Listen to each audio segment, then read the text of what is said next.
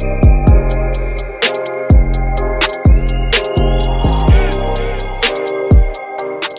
hi, welcome to my channel. My name is Chastity. Here we talk about beauty, entertainment, celebrities, books, movies, animes, TV shows, and kind of anything else that garners my attention this week. And today we are going to be talking about Addison Rae and what pretty privilege actually is. So if you don't know who Addison Rae is, which I assume you don't if you watch my videos, I really highly doubt we have like a huge overlapping of audiences. Addison Rae is a 20-year-old TikToker with 81.9 million followers. Her niche is dancing. I say that loosely because all she does is, do the regurgitated dances that the black TikTokers make. Which, side note, shouts all the black TikTokers who are boycotting and no longer doing dances. The white people on the app are definitely floundering. If her name sounds familiar, you might remember from a few months ago when the Jimmy Fallon show was under fire because they had Addison Rae on the show doing all these TikTok dances, and they had her do them instead of contacting the black creators who made these dances themselves. So this weekend, I think it was Saturday, Addison Rae had posted on her Twitter, "I studied broadcast journalism in college for 3 months to prepare for this moment." So I guess like the UFC, they were having something, like they were having like tournaments. Listen, I don't sport, but I guess the UFC was like having some fights that weekend, and they had Addison Rae be on as like a correspondent, on the red carpet interviewing people. And I tell you, journalism Twitter was in a tizzy when she posted this. Okay, when I tell you these streets was mad, okay, the girl was talking about, "I went to college, I'm in debt now, I do freelance work, and this girl who does not deserve it has given this position," and so on and so forth. And it was just a whole lot of right. And I believe everybody that like tweeted out of anger about this, their feelings are 100% valid because it's true. They've done everything they possibly could for journalism, and they're not being given the opportunities like an Addison Rae. Again, a girl who dropped out of college to be a TikToker. She is allowed to have something that I would view as a coveted position, to be able to work the red carpet at UFC, especially if you are newer into broadcast journalism. So I do believe they have every right to be upset, but I feel like they're mad at the wrong person. Now, I feel like when you saw this video, you assume I would be here to drag Addison, but I'm actually not, because this is not her fault. This is the fault of the system that gives people like Addison positions they don't deserve. But who am I to be upset with her reaping the benefits of her privilege? I simply can't, because at the end of the day, if you were allowed in specific spaces, how many of us would actually turn it down? Be like, "Well, I don't deserve this." No one feels that way. No one with any forms of self-esteem feels like they don't deserve anything. And if you're being offered to get paid a good amount of money to do something, why would you say no? So I'm not really mad at Addison for just simply reaping the benefits of privilege, but the anger should be more towards the system allowing people like Addison to navigate so freely. Also, because of all this like kick up, Addison actually did end up getting fired, which again I don't think was fair. She was offered the job, she took it. Again, she has privilege. Why would you not use your privilege? I do find it kind of funny that people were looking for meritocracy in media. Okay, like a thing that is filled with nepotism. There are so many people in different media jobs that 100% got there because they know somebody. All right, it's not, I feel like people think journalism is this fair thing because of journalistic integrity that doesn't have a lot of integrity.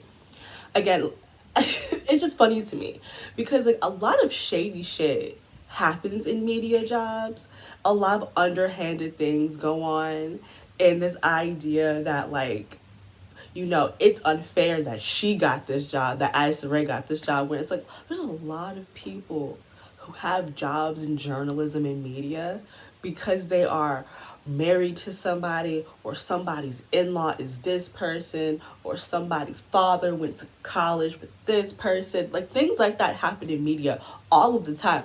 Addison is not the first unqualified person in a media job. Because if we're being honest, media is an industry made for people with privilege. It is very hard to navigate the media sphere if you don't know anybody.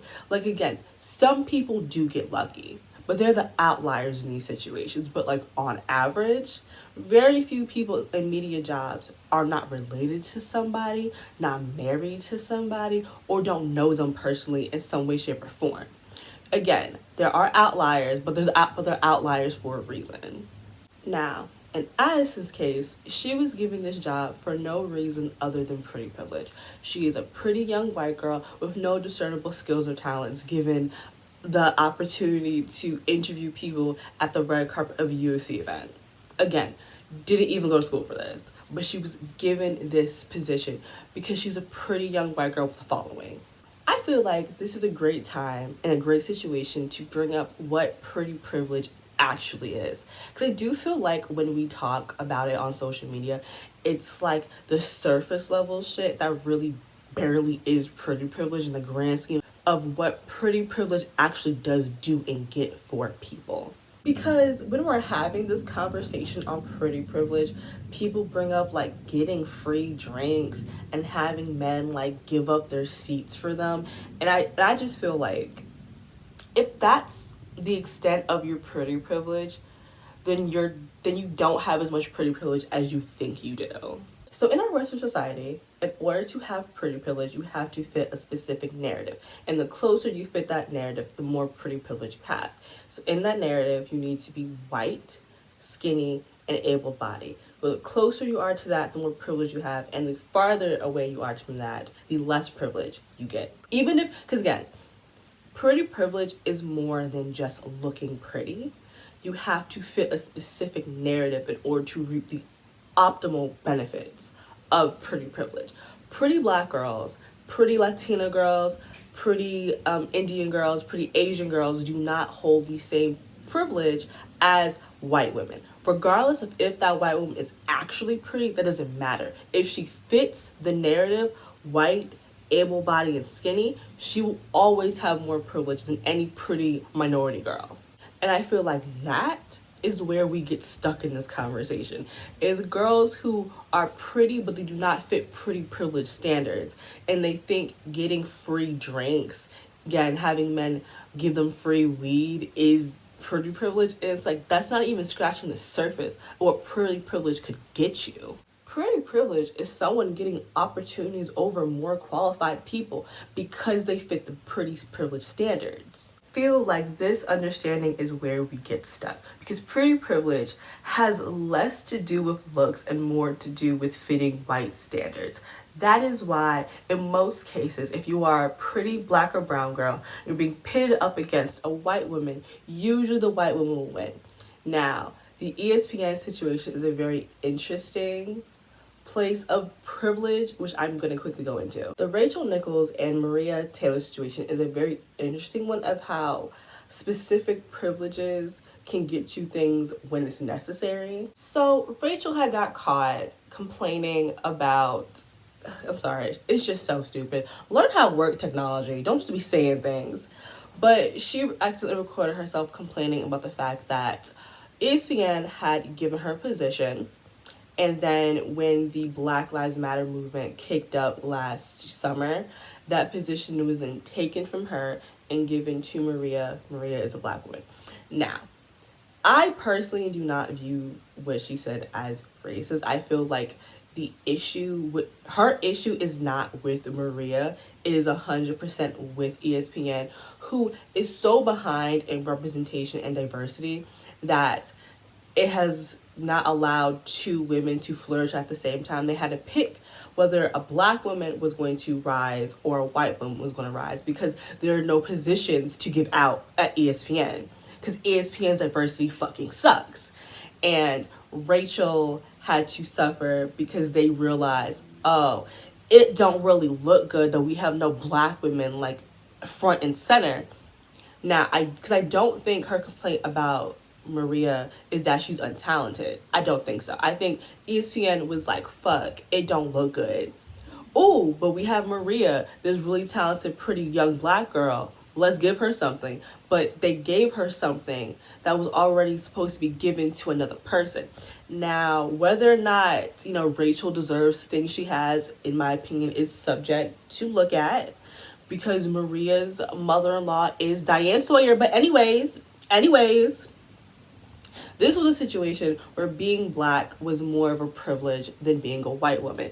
This type of thing does not happen a lot, but in this type of climate where like corporations are like, shit, we don't have black people working here, this was a situation where blackness was the bigger privilege than being a white woman. And that's more to talk about the culture of ESPN and how their diversity sucks so bad that they have to choose between a black woman or a white woman to represent women. They both should be having jobs, but because ESPN don't do what the fuck they have to do, they have to pit women against each other for positions. Again, that situation is definitely an outlier.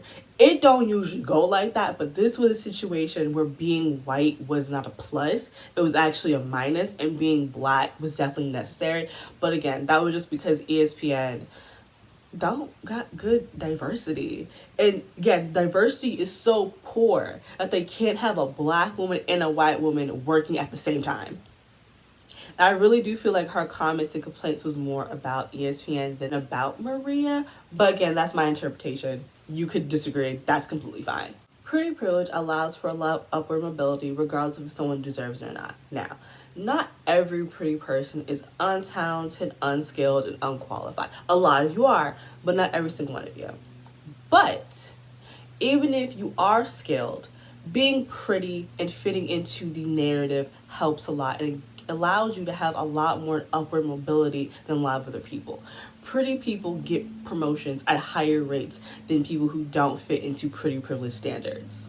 Fitting into pretty privilege standards never hurts anybody. That's why when we have these like fake conversations about people being like, being pretty is so hard, you would never choose to be ugly. If you had the opportunity to no longer be pretty and no longer reap the benefits of your pretty privilege, you would never choose that. No one would actively choose to be ugly and to be treated the way that people who don't fit in pretty privilege standards are treated. Stop lying to yourself. Stop boo-hooing because it's disingenuous.